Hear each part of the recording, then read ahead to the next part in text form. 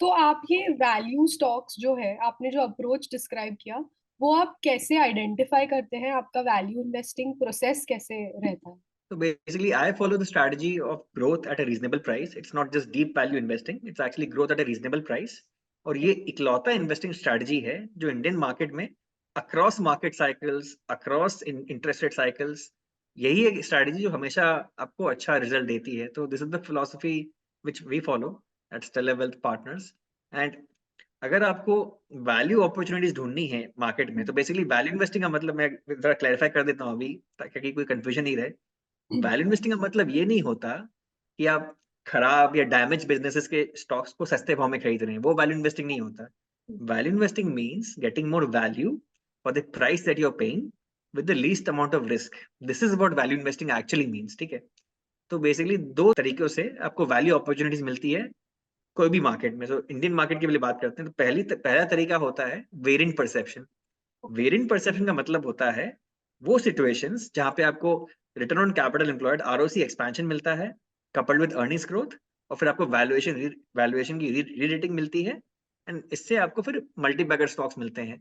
और multiple triggers होते हैं वेरिएंट परसेप्शन के. ये वेरिएंट परसेप्शन आपको तब मिलता है when you have a differentiated view on the short to medium term trajectory of any business. पहला ट्रिगर वेरिएंट परसेप्शन का होता है product mix change into a higher margin category. तो जब भी आप कॉन्फ्रेंस कॉल में सुनोगे कि मैनेजमेंट बोलती है कि हमारा वैल्यू एडेड प्रोडक्ट्स का शेयर इतना रेवेन्यू मिक्स में इतना बढ़ने वाला है, तो उन कंपनीज के लिए जो प्रॉफिट ग्रोथ होता है in the future, that is faster than the revenue growth. तो ये पहला कैटलिस्ट है for variant perception. Second catalyst for variant perception is deleveraging. ये सिंपल है. जैसे डेट कम हुआ, इंटरेस्ट कॉस्ट कम हुआ, नेट हम्म। प्रॉफिट बढ़ा, मार्केट कैप बढ़ा. ऑल्सो क्योंकि डेट कैपिटल एम्प्लॉयड का हिस्सा होता है, तो जैसे कैपिटल एम्प्लॉयड, अगर डेट कम हुआ तो कैपिटल एम्प्लॉयड कम हुआ, तो आपका रिटर्न ऑन कैपिटल एम्प्लॉयड बढ़ गया, तो आपको वैल्यूएशन रेटिंग मिल गई. तो deleveraging is also another trigger for variant perception. Number 3, operating leverage. Operating leverage का मतलब, मान लीजिए इंडस्ट्री की अपसाइकिल शुरू होने वाली है, इंडस्ट्री में रिवाइवल आने वाला है और आपके पास काफी सारा अनयूटिलाइज कैपेसिटी है. हम्म। इन दैट केस ऑल्सो आपकी प्रॉफिट ग्रोथ आपकी रेवेन्यू ग्रोथ से कहीं तेजी से होती है. ओके। चौथा trigger for variant perception, industry cycle shift. एक उदाहरण देता हूं. यहाँ पे जून 2020 में residential real estate in India turned around after more than a decade. फिर अब आपने देखा होगा पिछले 3.5 साल में काफी सारे building material stocks multi bagger बन गए, और काफी सारे रियल एस्टेट डेवलपर्स के स्टॉक भी मल्टी बैगर बन गए, क्योंकि इंडस्ट्री साइकिल शिफ्ट कर गया. पांचवा ट्रिगर वेरिएंट परसेप्शन का, regulatory change, positive regulatory change to be more specific. So वापस यहाँ उदाहरण देता हूँ आपको. मार्च 2022 में Reserve Bank of India RBI ने माइक्रो फाइनेंस इंडस्ट्री के लिए दो बड़े पॉजिटिव अनाउंसमेंट्स किए. एक तो उन्होंने माइक्रो फाइनेंस कंपनीज के लिए वो 10% का नेट इंटरेस्ट मार्जिन का जो पहले कैप था, अपर लिमिट जो था, वो हटा दिया. तो अच्छा। Now micro finance companies can price their risk more appropriately. And और इसके साथ साथ आरबीआई ने ये भी अलाउ कर दिया माइक्रो फाइनेंस कंपनीज को कि अब वो अपने लोन बुक का up to 25% non micro finance क्षेत्र में भी लोन्स दे सकते हैं, जैसे gold loans, vehicle loans, personal loans etcetera. India में बहुत सारे लोगों को इन्वेस्ट और ट्रेड करके पैसा तो बनाना है, but a lot of them don't know the right way. इसी वजह से they rely on tips and advices from the wrong people.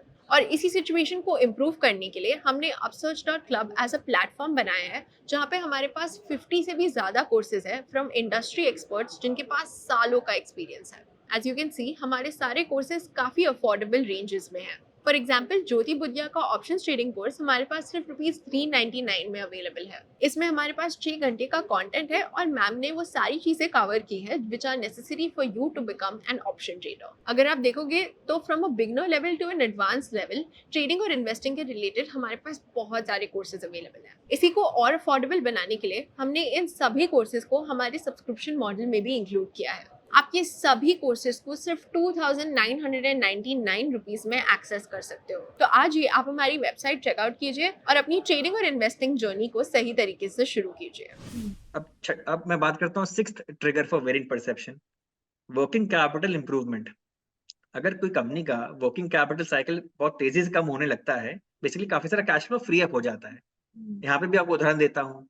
तो मार्च 2020 के बाद एपीएल अपोलो, जो इंडिया में स्ट्रक्चरल स्टील ट्यूब्स का मार्केट लीडर है, they shifted to a cash and carry model. So basically from there on they started accepting only cash payments. इसकी वजह से उसका वर्किंग कैपिटल साइकिल चला गया to almost to zero working capital days. उसकी वजह से उसका काफी सारा कैश फ्री अप हो गया, और साथ साथ क्योंकि working capital is a part of capital employed, तो आपका वर्किंग कैपिटल कम हो गया, आपका रिटर्न ऑन कैपिटल एम्प्लॉयड बढ़ गया, आपको वैल्यूएशन रीरेटिंग भी मिल गई। तो इसलिए working capital improvement is again very good, very big trigger for variant perception. And सातवां trigger is improvement in asset turns. ये आपको इन्फॉर्मेशन मिल जाएगी from management on conference calls. आप उनसे पूछिए कि जो नया फिक्स एसेट्स इन्होंने जो खड़ा किया है इसमें कितना टर्नओवर एक्सपेक्ट कर रहे हैं। एंड दो तरह से आरओसी दो तरह से एक्सपेंड करती है, एक होता है मार्जिन इंप्रूवमेंट और एक होता है इंप्रूवमेंट इन एसेट टर्न। इन दोनों के बीच में I prefer improvement in asset turns, क्योंकि high margins tend to attract competition. ये 7 ट्रिगर्स हो गए वेरिएंट परसेप्शन के। अब मैं आता हूँ 8वें ट्रिगर पे, वो है कॉर्पोरेट एक्शंस। और कॉर्पोरेट एक्शंस के अंदर भी 4 या 5 और तरीके हैं, सब सेगमेंट्स हैं। तो पहला corporate action trigger is demerger. Second big corporate action trigger is promoter or management change. Third big corporate action trigger is merger arbitrage. Fourth big corporate action trigger is divestiture of a loss-making unit or loss-making division. अगर आप loss-making division बेच दिए तो आपको net profit बढ़ गया, market cap बढ़ गया।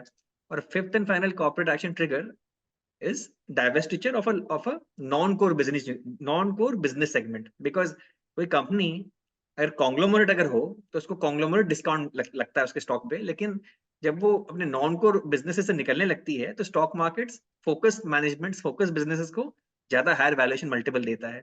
तो वो और एक ट्रिगर हो गया। तो टोटल 7 + 5 12 वेरिएंट परसेप्शन के ट्रिगर्स हैं, जहां से आप अच्छे बहुत ही अच्छे रिटर्न्स कमा सकते हैं।